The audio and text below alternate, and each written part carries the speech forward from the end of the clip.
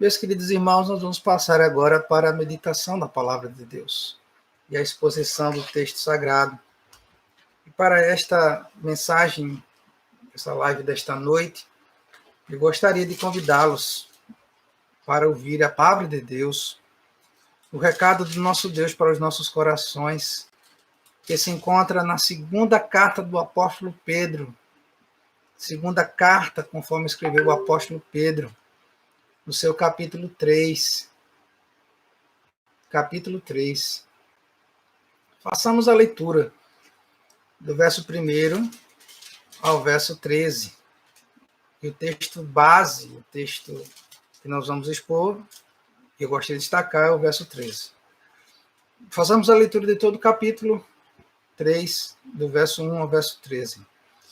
Amados, esta já é a segunda carta que vos escrevo. Em ambas, procuro despertar a vossa mente sincera com lembranças, para que vos recordeis das palavras ditas anteriormente pelos santos profetas, e do mandamento do Senhor e do Salvador, dado por meio dos vossos apóstolos. Sabei antes de tudo que nos últimos dias virão zombadores com a sua zombaria, andando de acordo com seus próprios desejos, dizendo: onde está a promessa da sua vinda? Porque desde que os pais morreram, todas as coisas permanecem como desde o princípio da criação. Pois de propósito ignoram que desde a antiguidade, pela palavra de Deus, existiram os céus e a terra, e esta foi tirada da água e através da água. Foi pelas águas que o mundo daquela época foi destruído pelo dilúvio. Mas pela mesma palavra, os céus e a terra que agora têm sido guardados para o fogo, reservados para o dia do juízo e da destruição dos homens ímpios. Mas vós, amados, não ignoreis uma coisa, e um dia para o Senhor é como 1000 anos, e 1000 anos como um dia. O Senhor não retarda a sua promessa, ainda que alguns a considerem demorada, mas ele é paciente convosco, e não quer que ninguém pereça, mas que todos venham a se arrepender. Contudo, o dia do Senhor virá como ladrão, no qual os céus passarão com grande estrondo, os elementos queimando se dissolverão, e a terra e as obras que nela há serão descobertas. Se todas essas coisas serão assim destruídas, que tipo de pessoa deveis ser? Pessoas que vivem em santidade e piedade, aguardando e esperando ansiosamente a vinda do dia de Deus. Por causa desse dia, os céus se dissolverão pelo fogo, e os elementos ardendo derreterão. Nós, porém, segundo a sua promessa, aguardamos o novo céu e a nova terra, nos quais habita a justiça. Amém. E o Senhor possa profundamente falar aos nossos corações com essa palavra que acabamos de ler. Principalmente o destaque para o verso 13, que diz: nós, porém, segundo a sua promessa, aguardamos novos céus e a nova terra nos quais habita a justiça. Esse, portanto, é o tema. Novo céu e nova terra, lugar onde habita a justiça. Eu gostaria de, nesses minutos que nós temos agora, compartilhar essa palavra com você, no teu coração. E que o Senhor continue abençoando a cada um dos seus servos. Vamos mais uma vez orar ao Senhor? Oremos. Deus, Pai celestial, a quem devemos toda a honra, toda a glória, todo o louvor. Continua, Senhor, falando ao coração do teu povo em dias tão difíceis e sombrios como estes. Para que a nossa fé, para que a nossa esperança se apoie na promessa do Senhor de que o novo céu e nova terra é um lugar onde vai habitar plenamente a justiça de Deus. Um lugar onde nós certamente, Senhor, não veremos injustiças. Um lugar onde o Senhor vai restaurar todas as coisas para a glória do teu nome. E tudo será para o bem da tua criação restaurada e redimida para a glória do teu nome. Até lá, Senhor, nos dá forças, porque os dias são maus. mas nós dependemos de Ti todos os dias. Nós não dependemos de Ti apenas nos dias bons, nós dependemos de Ti todos os dias, sejam bons ou sejam maus. Sendo assim, Senhor, continua abençoando o Teu povo, guardando o Teu povo, Senhor, consolando o Teu povo, no nome de Jesus. Nos ajuda, Senhor. Faz o nosso coração arder com esta palavra, Senhor. Faz aqueles Teus servos que já durante esse dia prepararam seus corações para ouvir ardentemente a Tua palavra, que possa chegar nos corações da Tua palavra, Senhor, penetrar, trazendo também conhecimento, Pai, porque a Tua palavra também instrui, a Tua palavra, ela nos ensina, ela nos qualifica a sermos crentes melhores. E o que fazemos com esse conhecimento, Senhor? O que importa, na verdade, é o que fazemos com esse conhecimento, diante do conhecimento da Tua palavra, diante, ó Pai, daquilo que a Tua palavra nos transmite, Senhor, como vivemos. Não importa, Senhor, não vai importar como morremos, mas o que mais vai importar em nossa vida é como vivemos. Que sejamos, ó Pai, servos e servas do Senhor, que vivamos para a glória do Teu nome. E assim Te agradecemos, Senhor. Aplica essa palavra em nossos corações. Em nome de Jesus. Amém. Meus amados, depois de fazer várias advertências, o apóstolo Pedro, nesses capítulos anteriores, no capítulo 2 em especial, ele dá uma série de advertências quanto aos falsos mestres, sobre o caráter, sobre a vida, sobre o destino, conforme nós lemos no capítulo 2. É deste contexto remoto do capítulo que nós vamos expor, é que o apóstolo Pedro aparentemente muda de forma muito abrupta o tom dessa carta. E aí então ele começa a encorajar os cristãos primitivos sobre os acontecimentos finais. De sorte que Pedro escreve de forma apocalíptica sobre o dia do Senhor. Tudo nos leva a crer que, após aquela exortação tão dura quanto os falsos mestres, e Pedro se propõe a fazer isso no capítulo 2, e Pedro faz isso de forma muito contundente. Ele retoma isso no capítulo 3, tudo indica. Se observarmos atentamente, é nesse texto que nós temos aí, mais uma vez, uma exortação a esses falsos mestres. E Pedro retoma no capítulo 3 e direciona a sua exortação àqueles agora que ele chama de escarnecedores. Portanto, presume-se que esses escarnecedores aqui provavelmente sejam os mesmos hereges e os falsos mestres que ele havia descrevido anteriormente. Tudo indica que esses falsos mestres, além de todo o erro, o engano que eles traziam nas suas palavras fúteis, nas paixões da carne, na arrogância, na libertinagem das palavras e no erro que empregavam, tudo indica que também não levavam a sério a segunda vinda de Jesus Cristo. E é por isso que Pedro retoma no capítulo 3, dizendo que eles devem ter cuidado, porque nos últimos dias viriam zombadores, escarnecedores, que zombariam e andariam de acordo com seus próprios desejos. E aí no verso 4 eles dizem que eles fariam uma pergunta. E a pergunta deles, dentro desse contexto, como hereges, como falsos mestres, era uma pergunta que questionava exatamente o cerne do cristianismo, a doutrina central do cristianismo primitivo. Se não uma das mais importantes doutrinas do cristianismo, era a segunda vinda de Jesus. Dentre todas as características dos hereges, aquilo que mais afligia Pedro era o fato de que eles negavam a segunda vinda de Jesus. Então, de forma literal, a pergunta que faziam era esta: onde está, Pedro, a promessa da vinda de Jesus? Então, não era uma simples pergunta ou um simples questionamento de mestres que não conheciam a palavra de Deus e as promessas de Jesus que ele voltaria. Esta era uma forma bastante incrédula de fazer uma pergunta.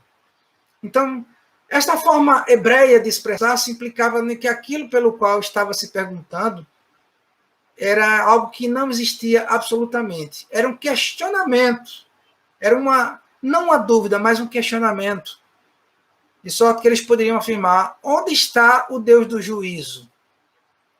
Perguntavam os ímpios na época de Malaquias 2,17, o teu Deus onde está? E os pagãos? O salmista, no Salmo 43, verso 3, 42, verso 3, diz: onde está a palavra do Senhor para que se cumpra? E assim, eles perguntavam: onde estava o juízo de Deus? Onde estão as promessas do Senhor?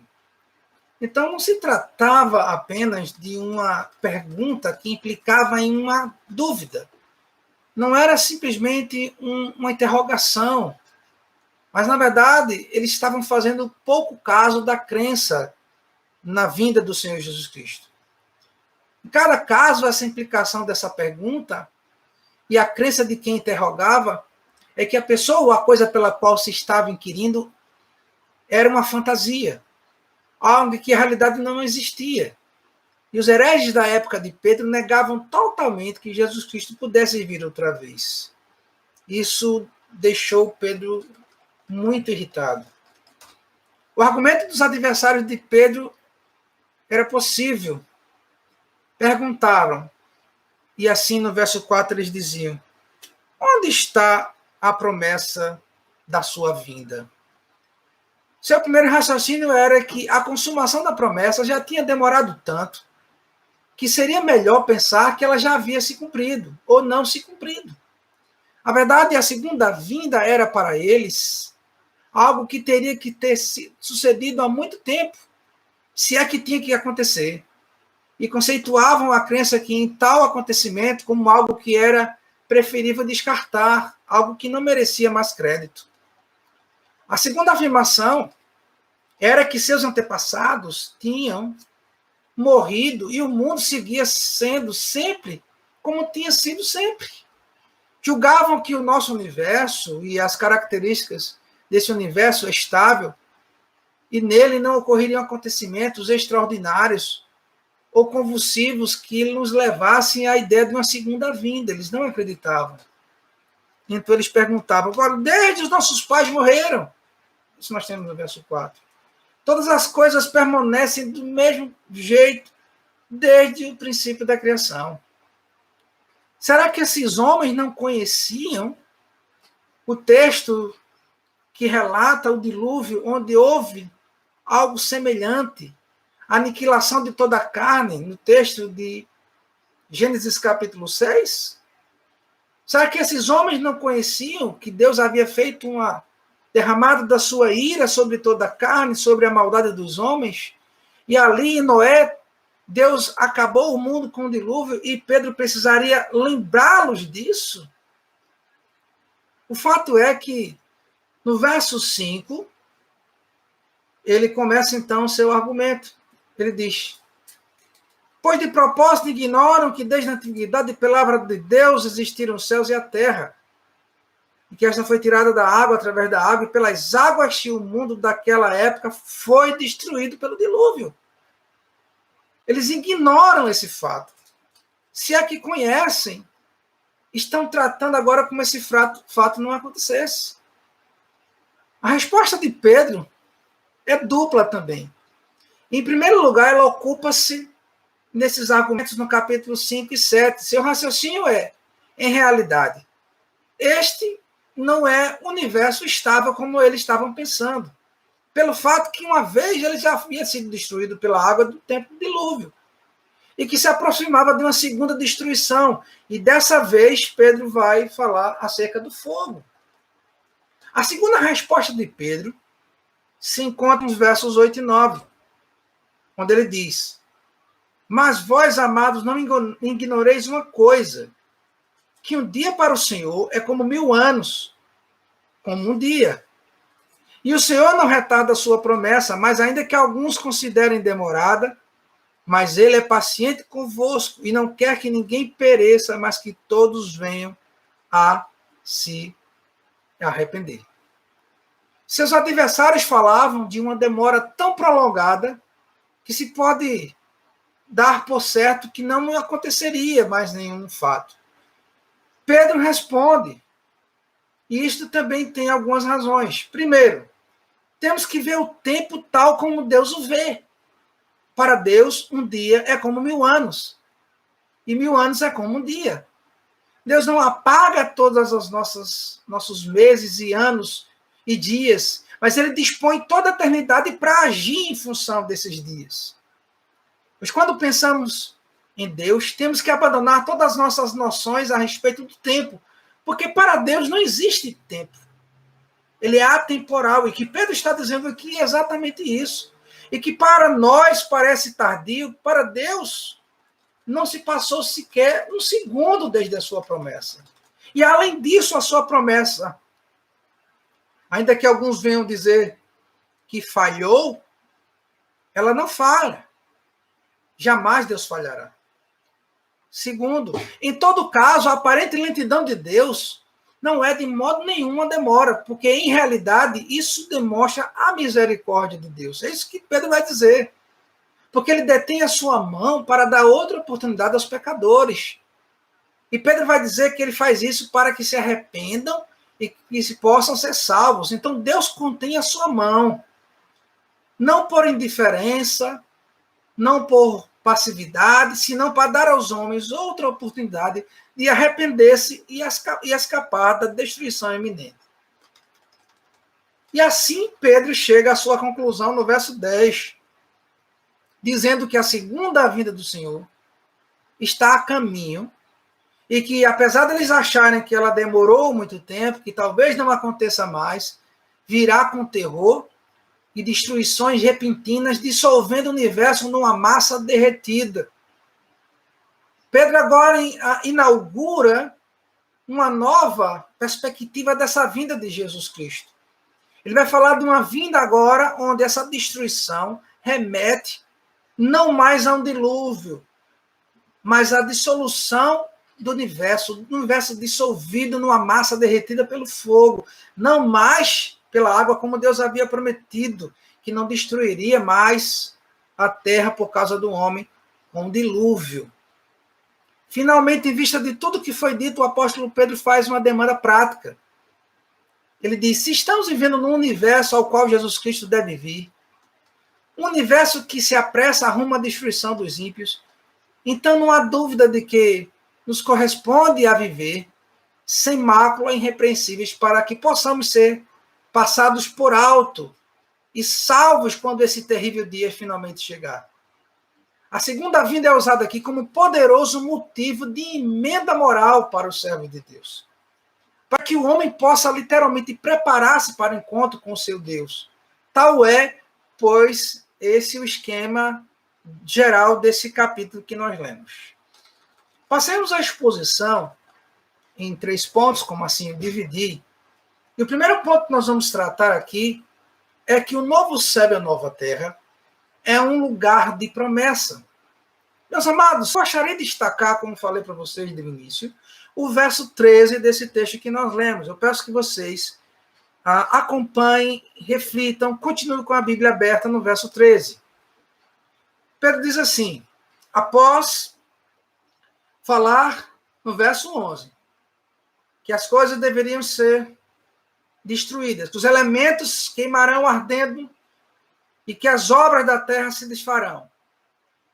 Ele diz no verso 13, nós, porém, segundo a sua promessa, aguardamos novos céus e nova terra, nos quais habita a justiça. Meus amados, os cristãos, primeiro ponto, o que Pedro está fazendo aqui, é tirando o terror desse grande dia do coração dos cristãos. Aqui não é uma aplicação para aqueles que não creem em Deus.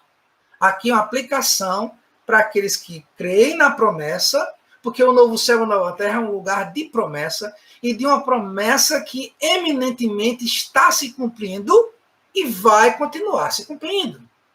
O texto diz claramente que Pedro quebra com aquele drama, com a dinâmica do drama do versículo 12, onde diz que os céus se dissolverão pelo fogo, que os elementos ardendo derreterão sobre a terra, e traz uma palavra que nos traz um bálsamo, uma promessa, porque o novo céu e a nova terra é um lugar de promessa. Ele quebra dizendo que, entretanto, ou nós, porém, o que esperamos desse novo céu e nova terra?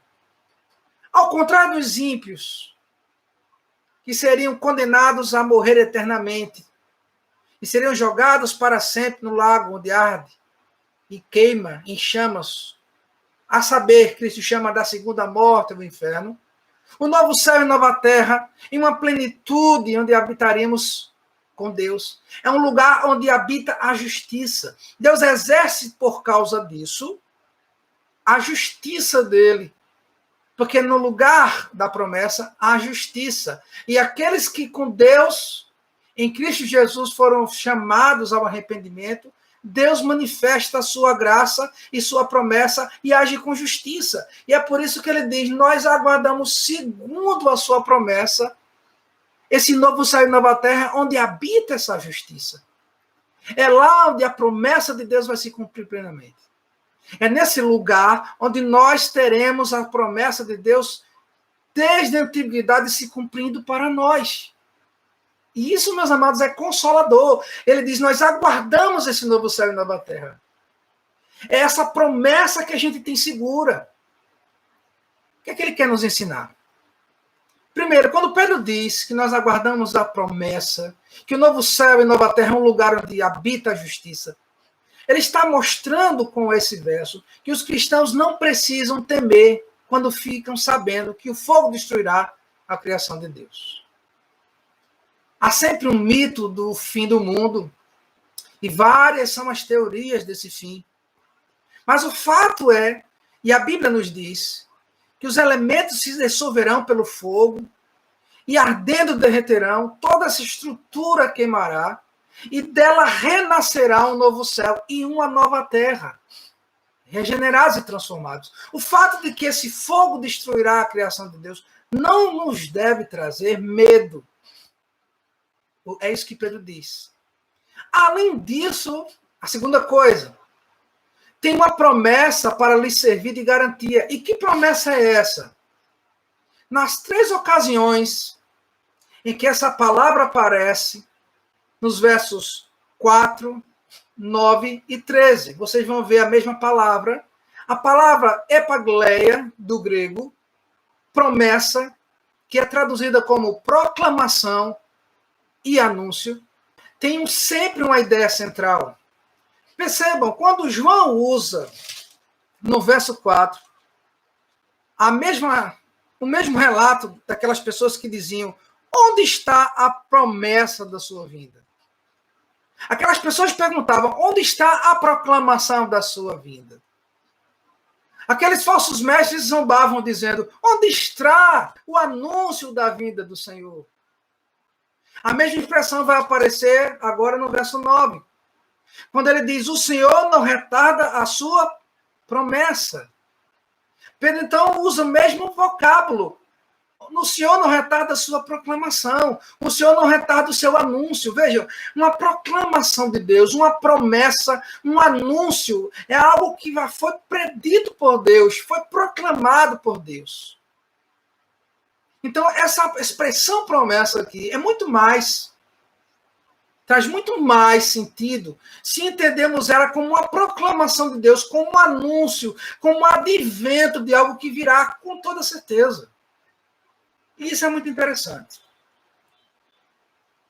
Simon Kistemaker, em seu comentário, ele faz uma análise muito interessante, meus irmãos. Ele faz uma comparação da criação de Deus, numa promessa da criação de Deus, no Gênesis capítulo 3, verso 13, Gênesis capítulo 1, verso 1, onde Deus criou os céus e a terra, e aí ele faz um paralelo com 2 Pedro 3,13, naquele que nós conhecemos já, né, nessas duas palavras, céu e terra, como Deus criou, né, nessa expressão que nós conhecemos muito bem agora, céu e terra, que na verdade traz uma ideia de uma restauração final e última de todas as coisas.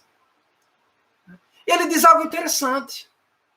Ele diz que quando a análise desse texto é feita, a comparação desse texto é feita, o que nos garante é que Deus, no seu pacto da criação, na aliança, ele vai restaurar novamente todas as coisas, assim como ele criou os céus e a terra. Então, o que ele diz? Ele diz que Pedro coloca o termo no contexto do dia do Senhor. A promessa é que, assim como no princípio, quem diz Simon Kistemaker, no seu comentário, ele diz, assim como no princípio criou Deus os céus e a terra, no fim dos tempos ele criará novo céu e nova terra. E ele continua, e ele conclui dizendo, o dilúvio não aniquilou a terra, mas a formou, a transformou, assim como a nova terra foi a consequência do dilúvio, assim também, Simon diz, os novos céus e nova terra serão consequências do fogo. Que coisa consoladora e interessante. É Deus recriando tudo de novo. É Deus refazendo todo o cosmos. E agora através do fogo, ardendo, em brasa, transformando esse estado atual das coisas. Esse mundo decaído, em miséria, em pecado, em um novo mundo, em um novo céu, em uma nova terra. Essa é a primeira perspectiva que eu quero trazer para vocês. A segunda, o novo céu e a nova terra é um lugar de renovação. E onde está essa ideia de renovação aqui? No verso 13 que a gente pode perceber. Veja, meus amados irmãos. Pedro diz, mas nós, segundo a sua promessa, aguardamos. Destaque aí a palavra. Novos céus e nova terra. Novo ou nova. O novo céu e a nova terra serão um lugar de renovação. E há um detalhe semântico na expressão novo aqui que precisa ser compreendida à luz do seu contexto gramatical. Eu vou passar para explicar para vocês. É simples. A expressão novo aqui, que Pedro usa nesse texto, é usado na comparação do novo com o antigo. Por exemplo, como um ditado, o novo é melhor do que o velho. Em contraste com o adjetivo, que é uma palavra grega também que é traduzida como novo, neos, que é novo no sentido de inédito, e se refere àquilo que veio a existir recentemente, ou que foi criado recentemente. Vamos entender. O que nós temos aqui no texto, no grego, é a palavra kainos. E kainos aqui no texto original, como nós vemos aqui, quando Pedro diz que nós aguardamos novos céus e nova terra, a palavra adjetivo usada aqui é kainos. E é no sentido aqui de renovado, ou de refeito para melhor. Refeito, restaurado, e não de algo inédito, ou algo criado. E aqui nós temos a ideia clara, para nós, fica muito claro, que kainos aqui é a ideia de algo que fora renovado, transformado, que foi restaurado, meus irmãos. Segundo detalhe. Um outro detalhe interessante, por exemplo, é que kainos, na versão inglesa, como foi escrito no inglês, também no inglês, e a ideia de céu aqui é interessante, porque o céu, como está traduzido aqui no inglês, heaven, a ideia aqui é de um paraíso restaurado. E é isso que tem na versão inglesa, a nova versão internacional da Zondervan. A palavra aqui não é sky, no sentido de céu físico, de astros, de estrelas, mas senão heaven, de céu, de paraíso restaurado. A ideia aqui é exatamente de uma recriação daquilo que já existe, de reconstrução daquilo que já existe. Para aprofundarmos mais essa ideia, vamos ao terceiro ponto e agora vamos nos aprofundar um pouco mais. O novo céu e nova terra, portanto, é um lugar do habitat de Deus restaurado. E a pergunta que a gente fica aqui a pensar é a seguinte: como será a restauração desse presente habitat, dessa terra que a gente tem aqui, desse mundo decaído. Nós vamos resumir em 3 fases. A primeira, o presente habitat, que é a terra, o planeta, ele não será aniquilado para sempre, como alguns afirmam, mas ele deverá passar por uma purificação. É isso que Pedro vai dizer, meus irmãos. Olha o que Pedro vai dizer, e eu vou só apenas repetir para vocês o verso 12.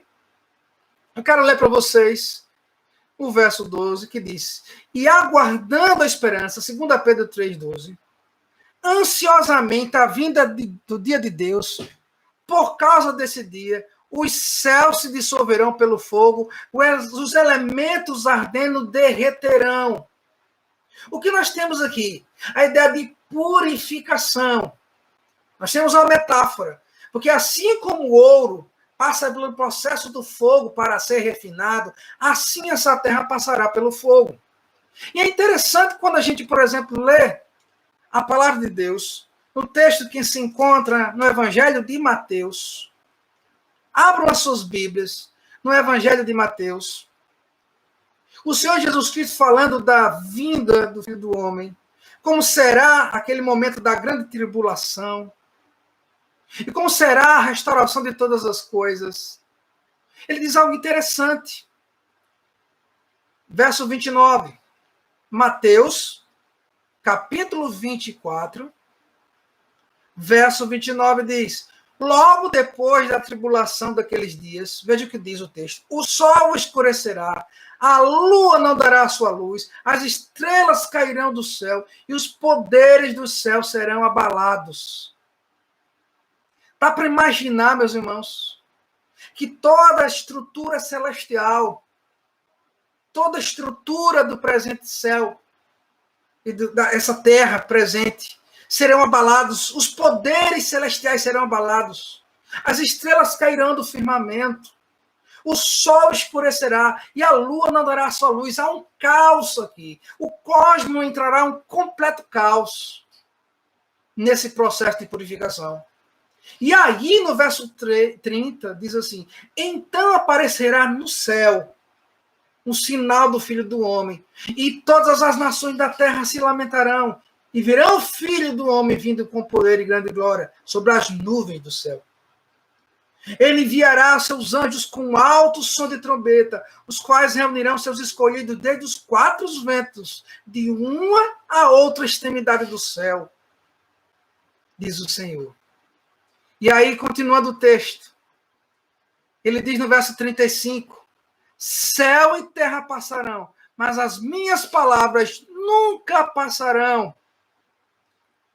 Verso 36, mas quanto ao dia e a hora, ninguém sabe, nem os anjos dos céus, nem o Filho, senão o Pai. Pois a vinda do Filho do Homem se dará semelhante como nos dias de Noé. Olha o que ele faz uma ponte com a purificação que houve lá no Gênesis 6.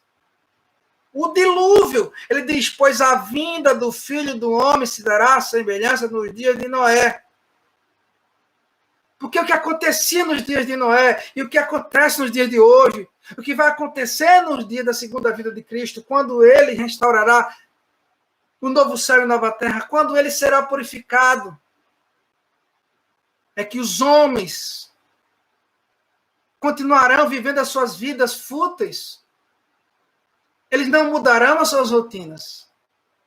Eles não mudarão o seu ritmo de vida. É como se nada tivesse acontecendo. A vida do Senhor será repentina. Isso está em plena harmonia com o que Pedro diz lá.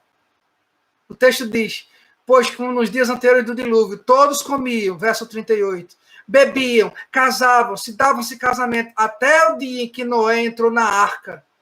E não se deram conta até que veio o dilúvio e levou a todos. Assim também será a segunda vinda do Filho do Homem.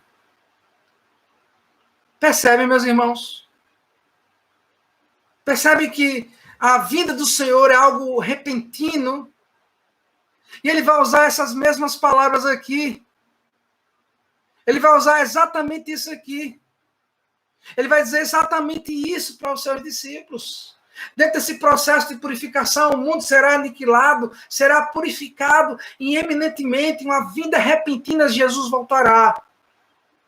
Segunda fase, como consequência dessa restauração, nossa habitação final não será no céu etéreo, longe da existência terrena, mas numa nova, no sentido de kainos, renovada terra, como nós vimos. Um novo céu, kainos, renovado, como nós vimos. Uma nova terra, kainos, no sentido de renovada. E o terceiro, e depois de restaurada, a nossa habitação final por herança será uma terra totalmente purificada e livre do pecado. É lógico. Como conceber uma terra, um habitat celestial, onde habita o pecado? Inconcebível. É lógico, é óbvio que o que no final nós temos aqui da promessa é que esse novo céu e nova terra, uma habitação final, não a habitação provisória que será, mas uma habitação final, o momento final da restauração final de todas as coisas, esse habitat será o paraíso restaurado pelo segundo Adão, que é Cristo. E olha o que texto vai nos dizer, na promessa do Senhor, no Sermão do Monte. Sim, habitaremos essa terra, pastor? Sim. Em Mateus capítulo 5, abra sua Bíblia. Jesus havia dito aos seus discípulos. Talvez eles não tivessem percebido isso claramente. Mas naquele famoso Sermão do Monte, ou o Sermão das Bem-aventuranças, Jesus diz algo interessante. Peço que você abra a sua Bíblia. Quando Jesus viu a multidão dos seus discípulos, subiu ao monte, diz o verso 1, Mateus capítulo 5. E havendo-se sentado, os seus discípulos se aproximaram. E ele começou a ensinar-lhe, dizendo, verso 3, bem-aventurados os pobres em espírito, porque deles é o reino do céu. Mas vejam, Jesus não para por aí. O reino dos céus, sim. Habitarão também, no verso 5, bem-aventurados os humildes, pois eles herdarão a terra. Irmãos, nós temos claramente aqui Jesus fazendo essa síntese, essa simbiose, essa junção entre o céu, entre o reino do céu, entre a terra, entre o novo céu e a nova terra aqui. Mas os discípulos não perceberam. E o que mais me chama a atenção é o que está no verso 6. Porque nesse habitat restaurado, o novo céu e a nova terra, será perfeito. Onde a justiça de Deus será plena, porque ele habitará conosco. E ele é o Deus da justiça, diz o verso 6, bem-aventurados que têm fome e sede de justiça, porque eles serão saciados. Por quem?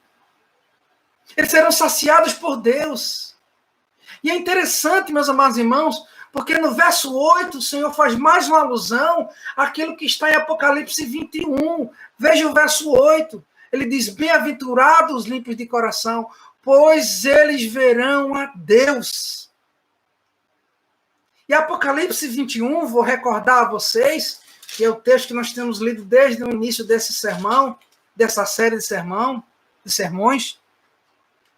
O que é que vai nos dizer o texto? No verso 4, onde ele diz que viu um novo céu e uma nova terra. Ele vai dizer no verso 4, e ele, Deus, ao habitar entre nós, onde diz o verso 3 que ele habitará entre nós, e ele será o nosso Deus, nós seremos o seu povo, e ele estará conosco, o texto diz no verso 4, e ele nos enxugará dos olhos toda a lágrima. Não haverá mais morte, nem pranto, nem lamento, nem dor, porque essas coisas já passaram. Nós veremos ao Senhor face a face. Nós seremos bem-aventurados. Jesus estava prometendo aos discípulos aqui, antecipadamente nesse evangelho de Mateus, no Sermão do Monte, que nós veremos ao Senhor face a face. Ele habitará conosco, meus amados irmãos, nesse novo céu e nova terra, nessa simbiose perfeita entre o reino do céu e esse reino estabelecido na terra, restaurado completamente. É isso que cremos de todo o nosso coração. É isso que a crença cristã do novo céu e nova terra reformada nos afirma. Pelo menos não há dúvida entre os reformadores. Não há dúvida na teologia reformada de que essa maldição presente no mundo hoje por conta do pecado, Deus vai fazer uma completa restauração de tudo que havia criado. Mais uma vez, Simon Kistemaker, comentando acerca disso, ele diz que com a maldição removida, na restauração final de todas as coisas no final, os servos de Deus servem a ele e ao Cordeiro. E ele diz que este é o paraíso restaurado. Palavra de Kistemaker. Notem a conexão entre a primeira criação, ele diz, registrada em Gênesis. E ele persiste nessa tese. E a nova criação, o novo céu e nova terra, descrita em Apocalipse, descrita por Pedro, no paraíso, antes da queda, Deus ministrava as instruções, fazia provisão para as necessidades do homem. Na nova terra, Deus habita com seu povo intimamente em companheirismo. Ele habitará com o homem, não dará instruções. Ele será o próprio Deus que estará com eles. Ele não vai simplesmente aparecer na viração do dia, no final da tarde, como fazia com Adão. Ele estará continuamente com esse homem. Dá para entender isso, meus amados? Na nova terra, Deus continuamente estará em plena comunhão com o homem. Nesse novo habitat, nessa nova terra, nesse novo céu, nesse novo paraíso. Eis o tabernáculo de Deus com o seu povo. É isso que diz o verso 3. Depois da queda, Adão e Eva se esconderam da presença de Deus. É isso que nos diz em Gênesis 3:8. Na restauração, Deus habitará com eles para sempre no seu tabernáculo. O jardim do Éden, por causa do pecado do homem, se tornou um lugar de medo, de dor, de pranto, de morte e de vergonha, porque eles tiveram medo de Deus, eles se esconderam por causa do seu pecado, eles reconheceram que estavam nus diante de Deus, num habitat restaurado, numa nova criação, não haverá mais morte, nem dor, nem tristeza, nem pranto, nem vergonha do homem. Vejam a comparação, meus amados, do que é o novo céu e nova terra, um habitat restaurado, de forma muito clara, dá para se perceber isso. Por conta da expressão que Pedro usa ali, de recriar. Você pode estar me perguntando, pastor, eu ainda não estou convencido. Há outras evidências bíblicas dessa restauração da terra na Bíblia? Eles afirmam que sim. Abram suas Bíblias. No texto que se encontra em Atos dos Apóstolos. Atos dos Apóstolos, capítulo 1. Acompanhe a leitura do verso 6 e 7 nas Bíblias de vocês. E note o que nos diz. Atos dos Apóstolos, capítulo 1, versos 6 e 7. Ao descrever o encontro dos discípulos com o Senhor Jesus Cristo, na sua iminente ascensão aos céus, o escritor nos diz no verso 6, e os que haviam se reunido perguntaram ao Senhor, este é o tempo que restaurarás o reino para Israel? Meus irmãos, os próprios discípulos aguardavam essa restauração já quando Jesus ressuscitou. Então Jesus responde a eles, não vos compete saber os tempos e a época em que o Pai reservou por sua autoridade. Eu quero chamar a atenção para vocês da expressão aqui. Tempo em que restaures o reino de Israel. O que é que os discípulos estavam perguntando? O vocábulo usado pelos discípulos aqui, no grego, é traduzido como restaurar, restabelecer ao seu estado anterior. Na verdade, restaurar ao estado superior.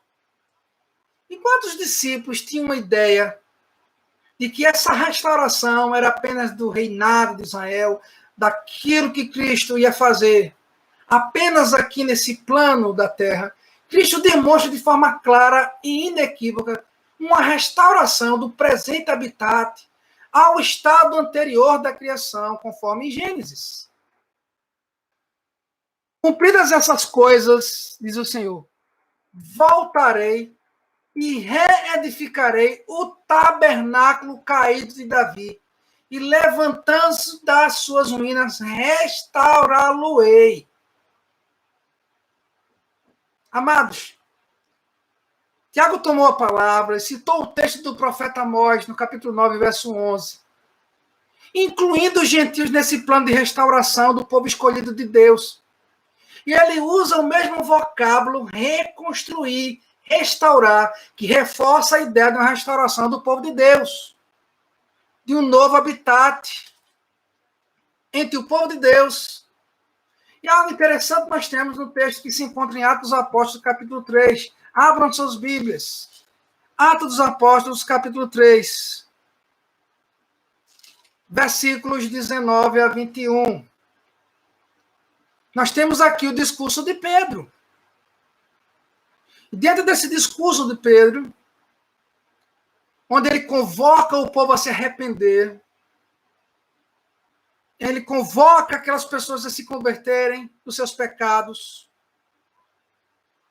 Ele diz no verso 18: mas Deus cumpriu o que antes havia anunciado pela boca de todos os seus profetas, que o seu Cristo iria sofrer.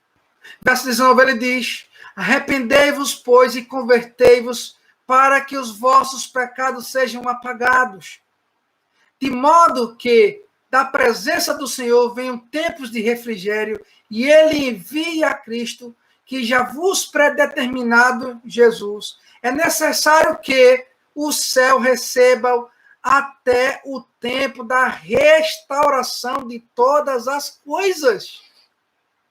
Vou repetir, ele diz, é necessário que o céu o receba. Quem? Receba Cristo, até que o tempo da restauração de todas as coisas sobre as quais Deus falou. Por quem? Ele diz, pela boca dos seus santos profetas desde o princípio. Essa promessa era conhecida dos discípulos. Essa promessa era conhecida dos apóstolos.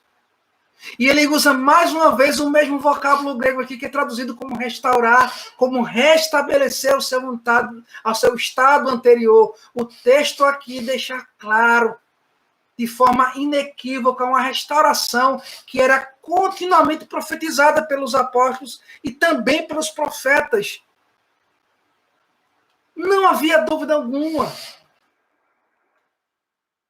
Eu queria concluir, meus irmãos. Resumindo, a história da redenção, ela começa desde a criação de todas as coisas, quando em Gênesis Deus criou os céus e a terra, está escrito. Ao momento da queda do homem, ao momento da redenção dos seus pecados por meio de Cristo, e por fim a restauração final de todas as coisas, e última, onde Deus vai estabelecer um novo céu e uma nova terra. Toda essa história da redenção se resume em criação, pecado, redenção e restauração. Criação, queda, redenção e pecado, entre outras palavras. O fato é que, no início, Adão e Eva foram criados com livre-arbítrio, em um estado probatório, no sentido de quê? Que havia uma variável. E essa variável, essa contingência, era uma possibilidade do homem pecar. Esse que nós chamamos do pacto de obras, no antigo Adão. O antigo Adão aqui, representado pelo homem, pecou contra Deus, caiu em pecado, e toda a criação caiu com ele, toda a terra e todo o céu foram abalados por conta do pecado do homem. Toda a natureza geme, como Paulo diz. E toda a criação espera por toda essa história da redenção até o último dia final de todas as coisas, irmãos. Então, há ordem muito clara e muito lógica nesse plano de redenção. Assim como a criação sofreu por conta do pecado do homem, foi subjugada, diz o apóstolo Paulo, por causa do pecado do homem, ela vai ser redimida e restaurada também no novo habitat, onde não haverá mais essa variável do pecado. O novo Adão, o segundo Adão, que Paulo faz a metáfora com Cristo, é um Adão completamente diferente. É um Adão perfeito, foi o representante da humanidade perfeito, que foi Cristo, 100% homem, que cumpriu com a vontade de Deus. E é por causa dele que também nós receberemos um novo corpo restaurado. E habitaremos num habitat restaurado também, assim como nosso corpo, nós vimos no domingo passado, será restaurado. Então há um plano perfeito dentro disso tudo, irmãos. Deus soberanamente fez todas essas coisas. E a harmonia, por exemplo, com que Isaías diz, no capítulo 65, verso 17, de um mundo restaurado, onde haverá paz, harmonia e felicidade. Mateus 25, o reino que está preparado antes da fundação do mundo. Romanos 8, 18, o cosmos que está inquieto, a natureza gemendo, quando os nossos corpos serão transformados e restaurados. E, finalmente, Pedro nos promete a ressurreição dos mortos, no primeiro processo de purificação da terra, destruição pelos elementos com fogo e restauração final de todas as coisas, irmãos. O que é que nós podemos concluir? Qual a esperança final e última de todas essas coisas? O que deve nos alegrar o coração? O que esperamos para o futuro? Qual o impacto dessa teologia para o futuro da igreja? O impacto é aquele que nós já vimos em Apocalipse capítulo 21. E eu quero concluir fazendo mais uma vez essa leitura com vocês em suas casas. O impacto é esse. E Deus limpará dos olhos todo sofrimento, toda lágrima. E não haverá mais a morte, nem pranto, nem clamor, nem dor, porque as primeiras coisas já passaram. E os que estavam sentados no trono disse, olha que coisa maravilhosa da parte de Deus. No verso 5 ele diz, eis que faço nova todas as coisas. Promessa de Deus. E disse-me ainda, escreve, porque essas palavras são fiéis e verdadeiras. Sabe qual a palavra que Deus usa ali para novas? Na qual João descreve no grego? É a mesma que ele usa no início de Apocalipse 21, novo céu e nova terra. É o mesmo adjetivo, kainos, no sentido de renovado, de restaurado. Então Deus está dizendo, eu renovo todas as coisas. E ele termina dizendo, João, escreve. João, essas palavras que eu digo são fiéis e verdadeiras. O novo céu e nova terra, meus irmãos, não é uma promessa caduca. Não é um mito judaico. Não é uma crença cristã ultrapassada, no qual o mundo de hoje não tem esperança. Não é uma doutrina velha, antiquada, perdida no tempo. Não era aquilo que os seus pais ensinavam quando você, ainda criança, ouvia falar no fim dos tempos, do final do mundo, e de uma promessa da vinda de Jesus, onde ele promete nos levar para um novo céu e nova terra. Não, essa doutrina é verdadeira, é fiel. Essas palavras são dignas de aceitação, meus irmãos. A esperança, sim, enorme para nós, mesmo em tempos tão adversos como esses. Há uma esperança, meus amados irmãos, que não dá para a gente mensurar. Deus nos garante na sua palavra essa esperança. Guarde no seu coração essa garantia. Guarde no seu coração essa promessa de que vai esse novo céu e nova terra, meus irmãos. E que tudo que nós estamos vendo acontecer aí tem um plano perfeito de Deus. As calamidades fazem parte do decreto de Deus. O caos sendo estabelecido nesse planeta. Ainda há de vir muitas outras coisas que acontecerão com o fim e o propósito de Deus para restaurar todas as coisas, meus irmãos. Deus prometeu na sua palavra que ele voltaria uma segunda vez e reunirá todos o seu povo. Isso vai acontecer, meus irmãos. E se essas coisas que estão acontecendo anunciam essa vinda, glória a Deus, Maranata. Ora vem, Senhor Jesus. Essa é a nossa grandiosa esperança, irmãos. Essa é a nossa certeza, essa é a nossa grande certeza. O novo céu e a nova terra é um lugar onde habita a justiça de Deus. Tudo hoje que você vê, todas as injustiças sociais, tudo que está acontecendo no presente século, todos os reinos e reis da terra confundidos, todos os governantes perdidos, tudo isso testemunha de que tem um Deus que está agindo soberanamente. Um Deus que tem tomado conta de cada detalhe na humanidade. Nada fugiu ao controle desse Deus, irmãos. Nada fugirá ao decreto de Deus. Os homens podem correr de um lado para o outro, mas fatalmente chegará um dia que eles encontrarão. Justiça de Deus é isso, irmãos. O novo céu e a nova terra estabelece e conclui finalmente a justiça de Deus. Um Deus que não deixou o pecado da humanidade impune. Esse é o nosso Deus. Ele não poderia deixar esse mundo continuar do jeito que está. Ele precisava de um freio de arrumação. E o nosso Deus está dando esse freio. É verdade. Ele é doloroso. É verdade. Ele é muitas vezes cruel. O juízo de Deus é pesado. A sua mão é pesada.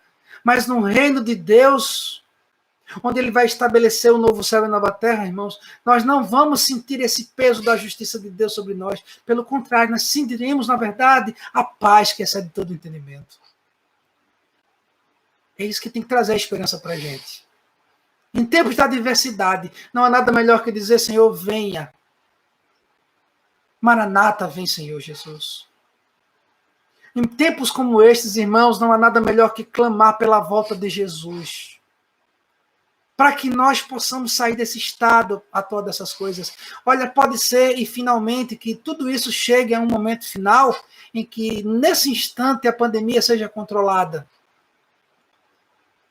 Quem dera que amanhã a gente ouça os noticiários de que, de fato, de forma milagrosa, seja lá, especial ou extraordinária, a pandemia tem perdido a força e ela tem, assim como ela foi fatal no mundo todo e como se espalhou com rapidez. Quem dera que a gente ouça nos jornais, nos telejornais, pelo mundo afora, que a pandemia está perdendo sua força, que ela está sendo combatida com as vacinas, que tudo isso vai se acalmar. Quem dera. A gente tem que pedir sim, irmãos. Mas mais que pedir isso, a nossa oração é: vem, Senhor Jesus. Vem buscar a tua igreja, Senhor. Porque mais que esse mundo seja restaurado, por mais que uma vacina nos traga novamente uma vida tranquila, pelo menos assim, um pouco mais sossegada, esse mundo vai ruir, meus irmãos. O estado atual dessas coisas vai se desmanchar. As estruturas que a sociedade moderna fundaram vão sucumbir diante da vontade de Deus. Ele vai derreter os céus e a terra, nada vai escapar do seu juízo. Para a gente não é motivo de ter medo, não. Nós não vamos sentir pavor. Nós vamos sentir nossas alegrias sendo renovadas. Nós veremos o Senhor nos céus vindo nos buscar com grande poder e glória. Nós não vamos ficar assombrados com esse dia. Esse será o melhor dia na vida do povo de Deus. Se você nunca pensou e nunca parou para pensar naquele grande e terrível dia do Senhor, nessa perspectiva bíblica do novo céu e nova terra restaurado, comece a pensar. Será um dia de esperança, será um dia de alegria, será um dia de gozo completo e pleno para nós, que somos salvos. Eu quero deixar um apelo último e final. Aqueles que estão nos ouvindo no canal e ainda não tomaram a sua decisão em seguir a Cristo, arrependa-se agora mesmo e clame a Deus e ore ao Senhor, entregando sua vida a Ele. Os dias são cada vez mais difíceis para aqueles que não têm o temor de Deus. Esse grande e terrível dia do Senhor, para aqueles que não têm o temor de Deus e que não entregaram as suas vidas ao Cordeiro de Deus, que tira o pecado desse mundo, será um grande dia terrível. Aí sim será um dia de pavor. Se você que teme a Deus, se você está profundamente arrependido e reconhece que a única saída para a tua vida é entregar-se a Cristo, ore comigo agora, nesta hora. E eu sei que em momentos de pandemia, as igrejas ainda estão sob decreto do Estado, estão fechadas. Mas onde quer que você esteja, procure, assim que puder, uma igreja mais próxima. Se torne um servo do Senhor e prepare-se para o novo céu e nova terra. Que Deus te abençoe.